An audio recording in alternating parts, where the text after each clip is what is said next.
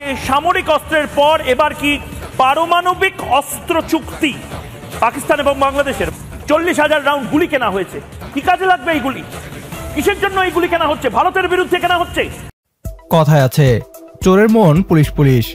গত 15 বছর যাবৎ বাংলাদেশকে একটা কলোনি করে রেখেছিল ভারত।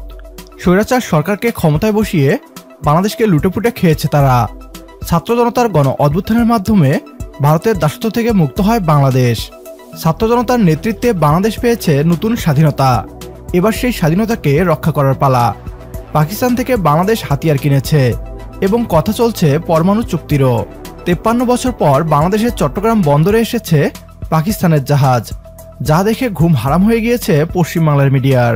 তাদের দাবি এই হাতিয়ার ব্যবহার করা হবে ভারতের বিরুদ্ধে। এ নিয়ে কি বলছে ভারতীয় পশ্চিমবাংলার মিডিয়া, আসুন তা দেখি।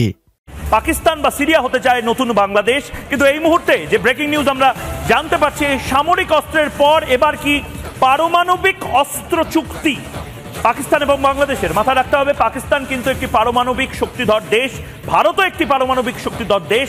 পাকিস্তান বাংলাদেশের মধ্যে পারমাণবিক চুক্তি এবার কি হতে চলেছে? পারমাণবিক শক্তি নিয়ে চুক্তি দু দেশের মধ্যে। কেন এই চুক্তি সই করার চেষ্টা করছে এবং এই চুক্তির কথা এই মুহূর্তে যদি সরকারিভাবে কেউ ঘোষণা করে, আমেরিকা এবং রাশিয়া তারা কিভাবে দেখবে, ভারত কিভাবে দেখবে, তার দিকে নজর থাকবে। কিন্তু পাকিস্তান এবং বাংলাদেশ এই দুটি দেশের মধ্যে এই মুহূর্তে যে সখ্যতা তৈরি হচ্ছে, আমি জানি না এরপরে হয়তো সিরিয়ার কোনো আইসিস নেতার সঙ্গে মোহাম্মদ ইউনূসের এবং এরকম হাসি হাসি মুখ আমরা দেখব, আমরা হয়তো দেখব হামাস বা হিজবুল্লাহ কোনো নেতার সাথে।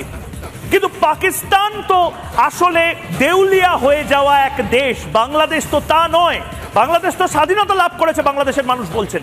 তাহলে বাংলাদেশের মানুষ কেন পাকিস্তানের সাথে গলায় গলায় ভাব করার চেষ্টা করছেন? কেন অস্ত্র আনার যে অভিযোগগুলো বাংলাদেশের অভ্যন্তরীণ যারা বিশেষজ্ঞ রয়েছেন তারাই বলছেন, তারা সোশ্যাল মিডিয়াতে লিখছেন, পাকিস্তানের যারা সামরিক বিশেষজ্ঞ রয়েছেন তারা সোশ্যাল মিডিয়াতে লিখছেন। আমি এই বড় ব্রেকিং নিউজের পাশাপাশি একবার দেখানোর চেষ্টা করব কেন এই আশঙ্কার কথা বলা হচ্ছে, কেন এই মুহূর্তে গোটা উপমহাদেশের জন্য বাংলাদেশ যে কাজটা করছে। বাংলাদেশ প্রথমত এখনো নিজেরাই নিজেদের এই যে স্বাধীনতা পরবর্তী যে লড়াই, যে অভিযোগ, যে ভয়ঙ্কর রাগ, সেগুলো সামনে উঠতে পারেনি। কিন্তু অস্ত্র ভান্ডার তৈরি করছে বাংলাদেশ। বাংলাদেশে পাকিস্তানের অস্ত্র ঢুকছে, বাংলাদেশে অস্ত্র সরবরাহ করছে পাকিস্তান। যে পাকিস্তান খেতে পায় না, সেই পাকিস্তান এখন বাংলাদেশকে অস্ত্র গছিয়ে কিছু টাকা লাভ করার চেষ্টা করছে। আর সাধারণ গরিব নিম্নবিত্ত বাংলাদেশের মানুষ যারা সৎ পথে উপার্জন করেন তাদের পকেটের টাকা দিয়ে এই অস্ত্র মোহাম্মদ ইউনূস কিনছেন। শেষ 2 মাসে 40,000 কোটি টাকার অস্ত্র কেনা হয়েছে। ভাবুন, 40,000 কোটি বাংলাদেশি টাকার এই অস্ত্র না কিনে যদি বাংলাদেশিদের মধ্যে বিলিয়ে দেওয়া হতো কত টাকা লাগতো? 40,000 রাউন্ড গুলি কেনা হয়েছে। কি কাজে লাগবে এই গুলি? কিসের জন্য এই গুলি কেনা হচ্ছে? ভারতের বিরুদ্ধে কেনা হচ্ছে, রাশিয়ার বিরুদ্ধে কেনা হচ্ছে। ভারত, রাশিয়া, আমেরিকা সবাইকে শত্রু বানাতে চায় বাংলাদেশ।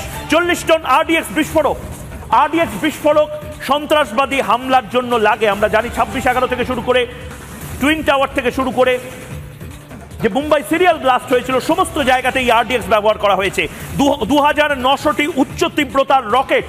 আমরা জানি ইসরায়েল প্যালেস্টাইন যুদ্ধে, ইউক্রেন যুদ্ধে এই রকেটগুলো ব্যবহার করা হয়েছে। যুদ্ধ বিমানে 31,000 কোটি টাকার চুক্তি।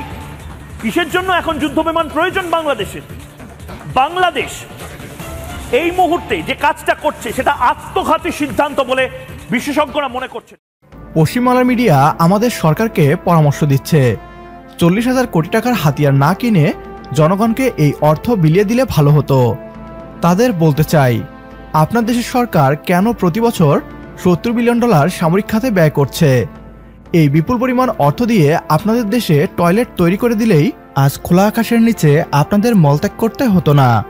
বাংলাদেশ এই হাতিয়ার কিনেছে তাদের স্বাধীনতা এবং সার্বভৌমত্বকে রক্ষা করতে। এতে ভারত কেন বিচলিত হচ্ছে?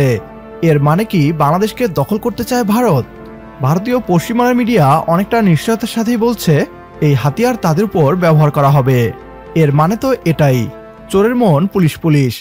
পাকিস্তান এবং তুরস্কের সহায়তায় বাংলাদেশের সামরিক বাহিনীকে আরও শক্তিশালী করা হোক। একমত হলে কমেন্ট বক্সে ইয়েস লিখে জানিয়ে দিন আমাদের। সেই সাথে ভিডিও শেয়ার করে দেখার সুযোগ করে দিন আপনার বন্ধুদের। পরবর্তী ভিডিও দেখার আমন্ত্রণ জানিয়ে বিদায় নিচ্ছি আজ। আল্লাহ হাফেজ।